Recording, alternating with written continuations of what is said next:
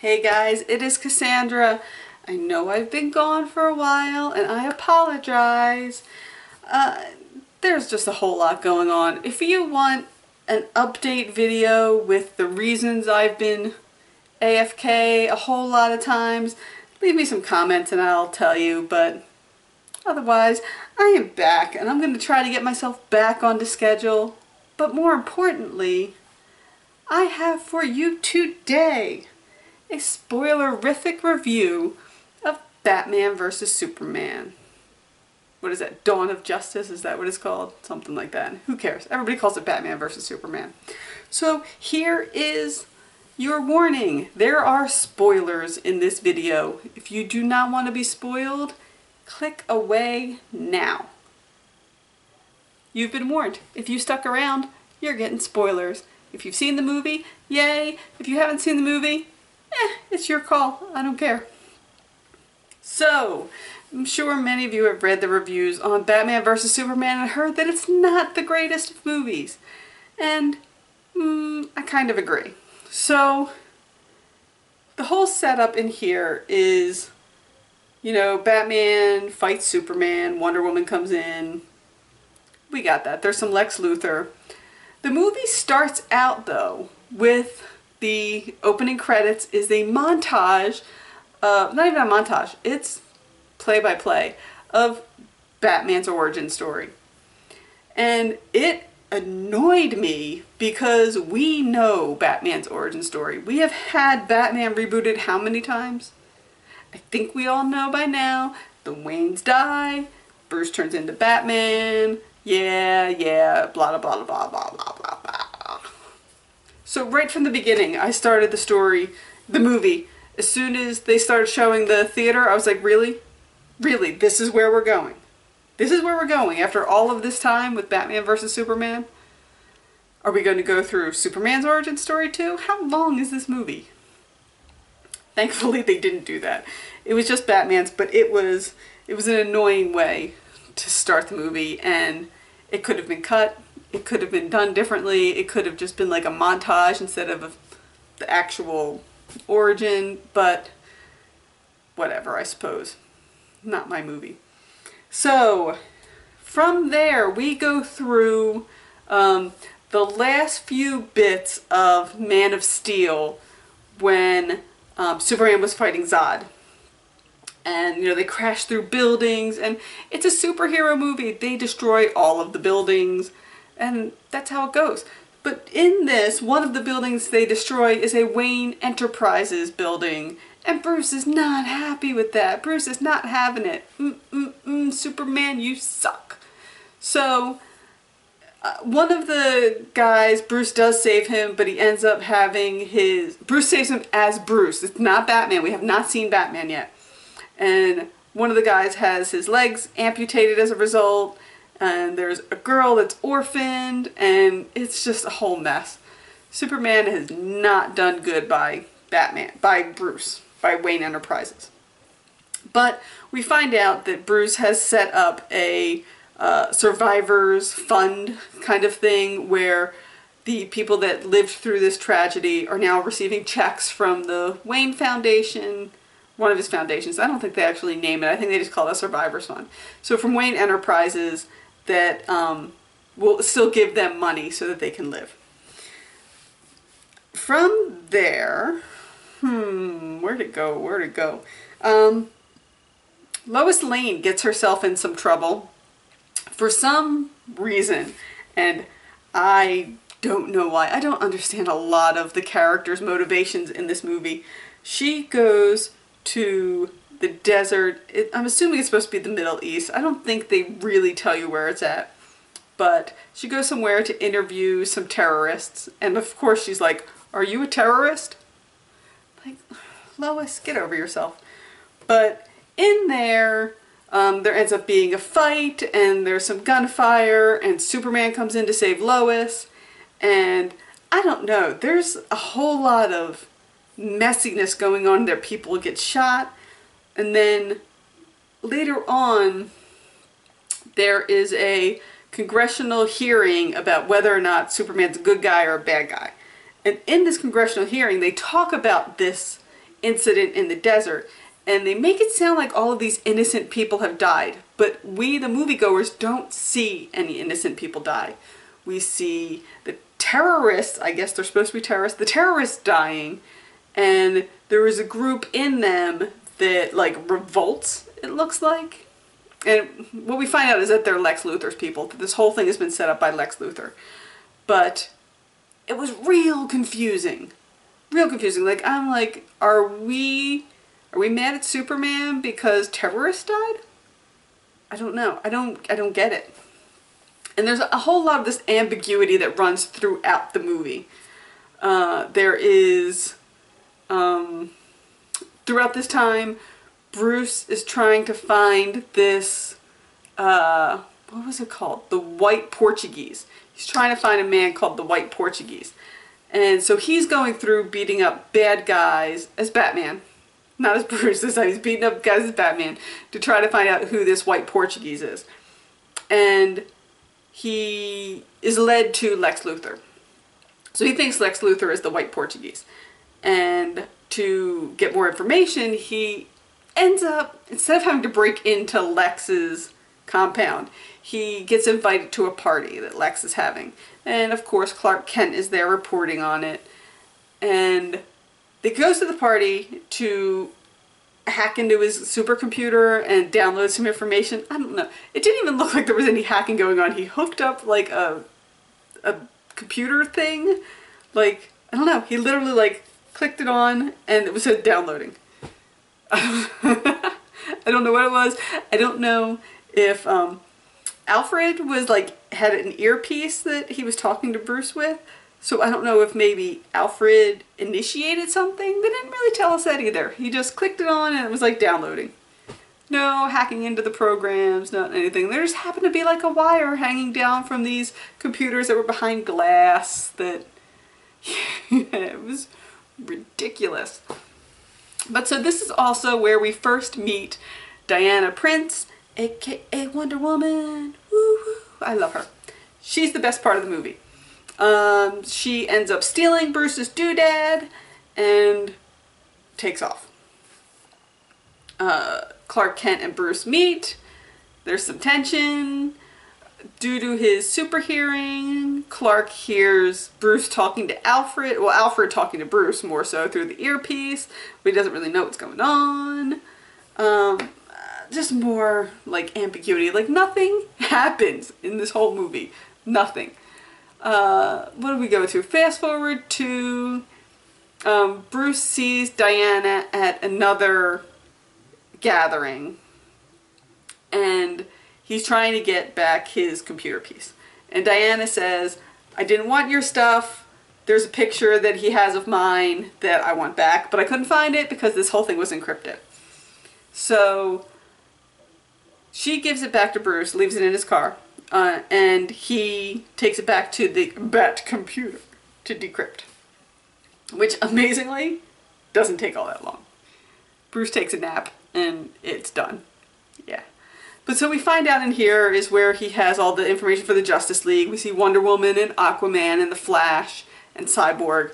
And each of them have a little video clip of them doing their thing. Well, Wonder Woman doesn't have a video clip. She has that picture of her from 1918. So, yeah. Yeah, lead-ins to all of that stuff. Interesting, sort of. But, I don't know. I guess it was a little fan nod to be like, hey, these guys exist too. Hey, here's a real slow-motion clip of Jason Momoa in the water with his hair. Isn't he pretty? Yeah, thanks. Thanks for that.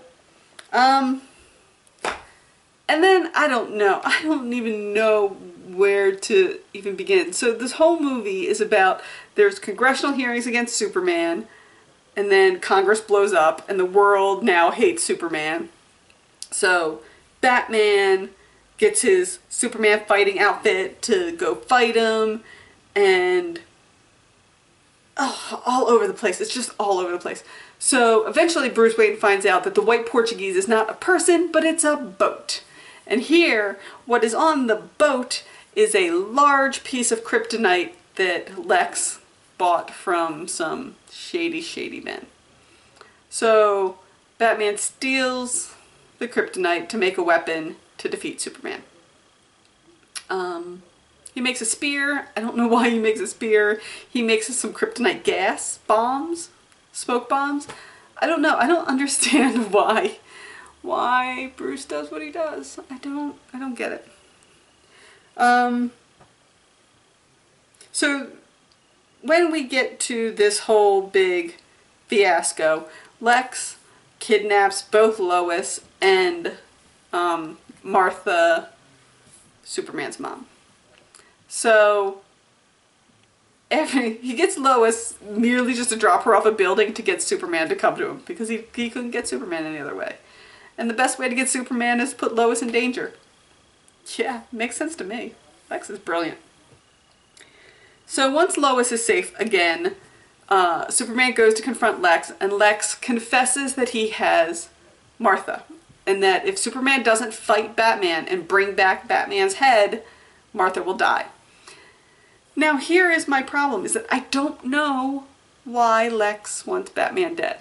Like, he just seems to want them to fight. He wants chaos. He wants the Bat and the Superman to fight, and doesn't really have any explanation why. It feels like it could have been anybody. It could have been anybody. Anybody on his list. Aquaman, Flash, whoever. Just want some fights. Yeah. So Superman does what he's told and goes out to Gotham to fight Batman. Well, Batman is so enraged at this point that he won't listen to anything that Superman has to say. So as they're fighting and fighting and fighting, Batman finally gets Superman down. He's got his spear ready to go. And Superman's going, "Save Martha, save Martha."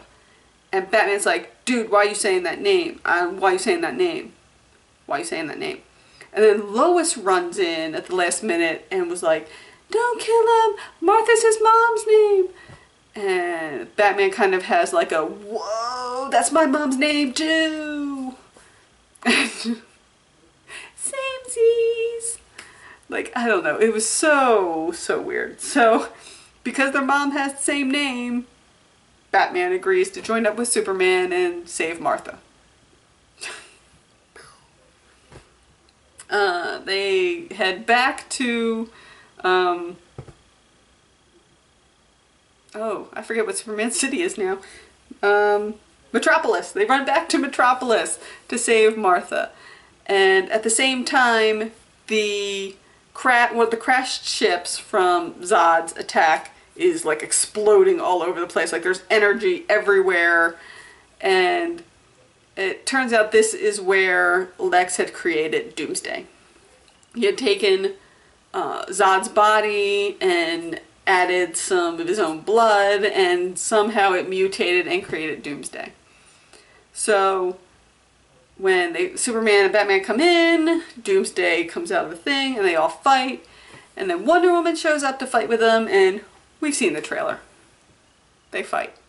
Wonder Woman is awesome. She's my girl. And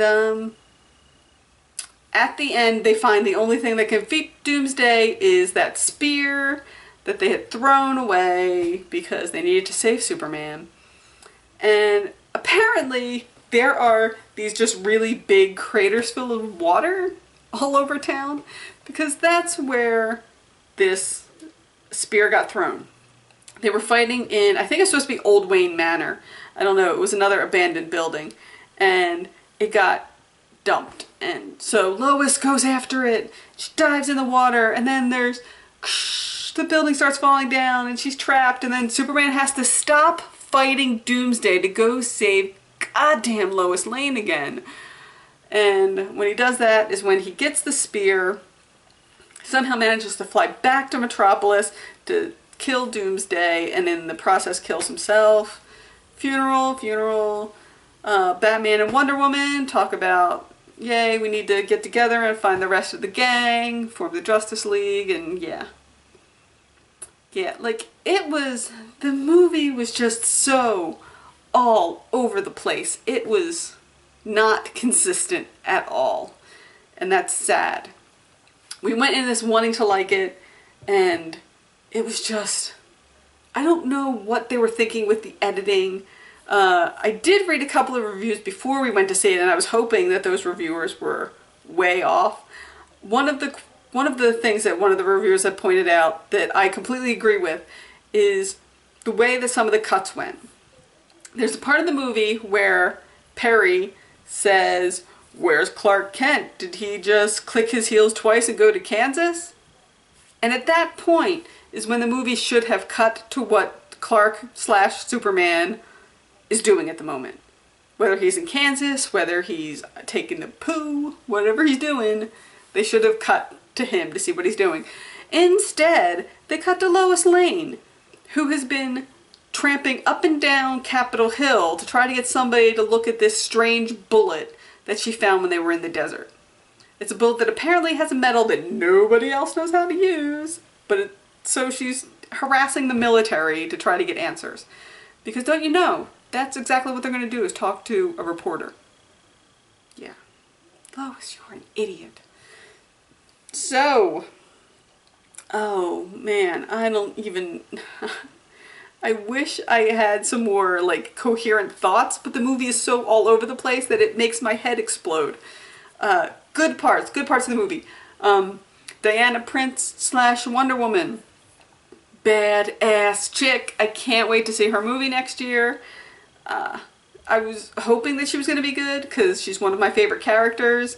Definitely was good. Yes.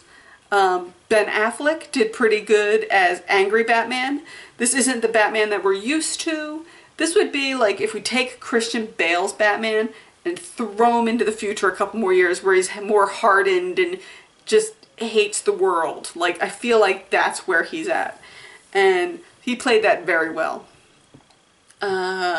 Superman, the Superman Lois Lane thing has got to be toned down a bit. Like, we can't have him taking off in the middle of huge fights to go save goddamn Lois Lane.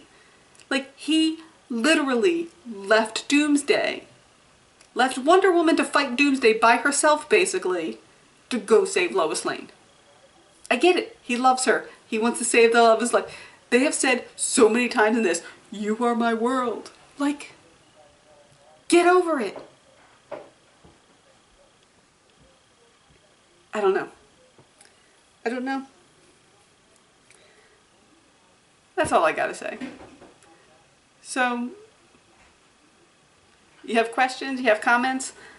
Leave me some comments and I'll see what I can do about it. Yeah.